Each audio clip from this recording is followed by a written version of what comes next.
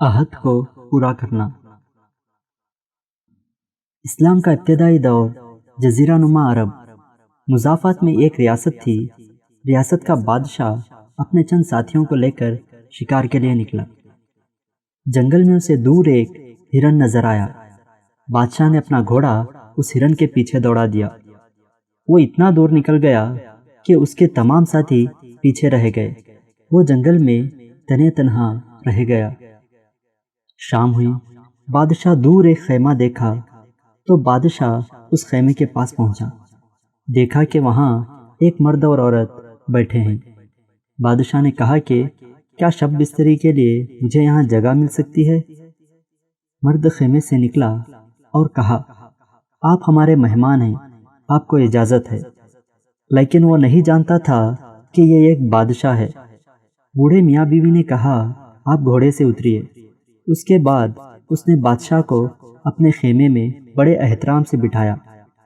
ان صحرا نشینوں کے پاس ایک ہی بھیڑ تھی جو ان کا گزارا تھی، لیکن مہمان نوازی دیکھیے۔ بیوی نے کہا کہ مہمان مہذب ہے، لہذا آپ بھیڑ کا دودھ نتھار لیں اور اسے ذبح کر دیں۔ آدمی نے بیوی کے مشورے پر عمل کیا۔ مہمان کو اسی بھیڑ کا دودھ اور گوشت روٹی کے ساتھ پیش کیا۔ مہمان نے رات بسر کی۔ صبح ہوئی۔ مہمان نے میزبان کو بتایا کہ میں بادشاہ وقت ہوں، آپ لوگوں نے میری بڑی بہترین مہمان نوازی کی ہے، آپ کبھی میرے ہاں آئیے ضرور، مجھ سے جو ہوگا میں کروں گا۔ کئی دنوں کے بعد صحرا نشینوں کی غربت اور فاقہ کشی نے انہیں بادشاہ کے پاس جانے پر مجبور کر دیا۔ بادشاہوں کے اس دن بڑے عجیب و غریب اصول ہوتے تھے۔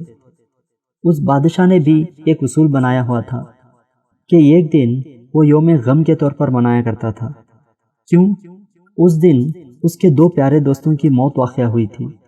وہ اس دن ان کی خبروں پر جاتا تھا، کافی وقت گزارتا تھا، لیکن اس دن باہر سے جو شخص بھی آتا بادشاہ کے حکم پر اسے قتل کر دیا جاتا تھا۔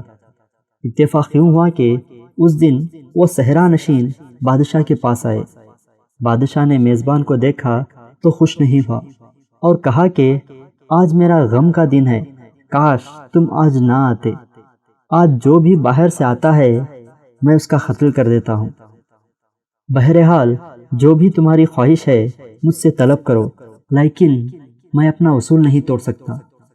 تمہاری خواہش پوری کروں گا، لیکن اس کے بعد تمہارا قتل کر دوں گا۔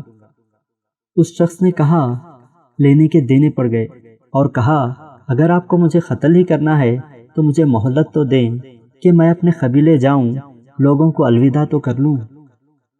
بادشاہ نے کہا، ٹھیک ہے، لیکن ایک ضامن تو دو۔ شخص نے تمام دربار میں دیکھا تو کوئی ضامن بننے کے لیے تیار نہیں ہے۔ آخر کار ایک درباری نے اس کی ضمانت کا اعلان کیا۔ درباری نے کہا، آپ اسے جانے دیں، اگر یہ وقت مقررہ پر نہ آئے تو آپ اس کے بدل مجھے قتل کر دیں۔ بادشاہ نے اس صحرا نشین کو 500 اونٹ دیے اور کہا کہ اگلے سال اسی دن آنا، تمہارا قتل تو ہوگا ہی۔ 1 سال بعد بادشاہ کا غم کا دن آیا۔ بادشاہ نے حکم دیا کہ ضامن دینے والے شخص کو ہتھکڑیاں پہنا دی جائیں، کیونکہ وہ شخص ابھی نہیں آیا تھا۔ دن ڈھلتا گیا، سورج ڈوبنے کا وقت قریب آیا۔ بادشاہ نے جلاد سے کہا کہ اس کا سر قلم کر دو۔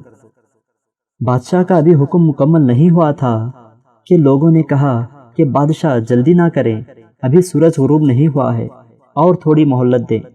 اتنے میں لوگوں نے دیکھا کہ ایک شخص دور سے روتا ہوا آ رہا ہے اور کہہ رہا ہے کہ جلدی نہ کرنا، میں آ رہا ہوں۔ وہ صحرا نشین تھا۔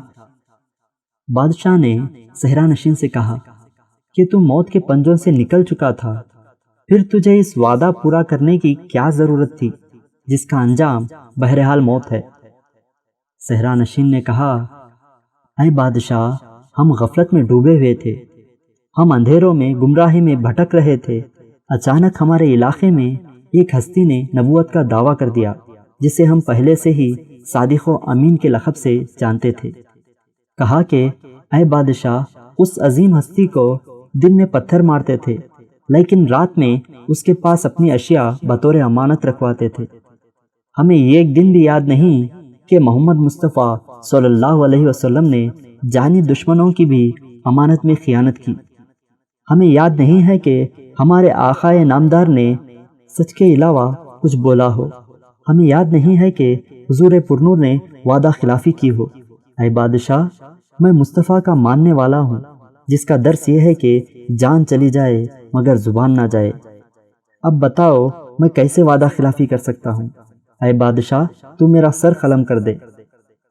عاشق مصطفیٰ کی بات سن کر بادشاہ نے کہا کہ اب میں تیرا سر قلم نہیں کرنا بلکہ اپنا سر جھکاتا ہوں۔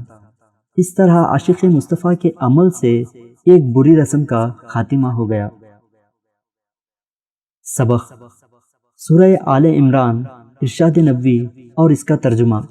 یقیناً جو لوگ خدا کے عہد و پیمان اور اپنی قسموں کو معمولی قیمت پر بیچ ڈالتے ہیں، ان کے لیے آخرت میں کوئی حصہ نہیں ہے۔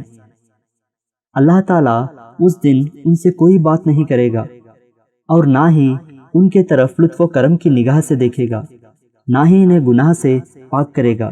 ان کے لیے تو بس دردناک عذاب ہے۔